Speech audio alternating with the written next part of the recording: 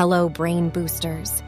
Are you tired of rummaging through Google to find ways to improve your memory and concentration? Today, I've got something better for you. I'll show you how to use ChatGPT to get personalized advice to boost your brain power. Let's get started.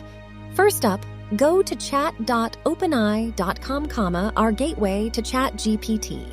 As you can see, ChatGPT provided us with some general tips on improving memory and concentration.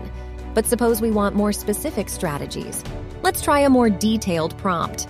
Wow! Check this out. ChatGPT just provided us with a detailed guide on improving memory and concentration. It includes specific exercises, dietary tips, and lifestyle modifications. It's like having a personal brain coach. You know, they say we forget 80% of what we learn each day. But with ChatGPT, I think I just found the secret to remembering the other 20%. So folks, give ChatGPT a try and kick your brain into high gear. If you like the content and want to see more of that, consider liking this video and subscribing to our channel.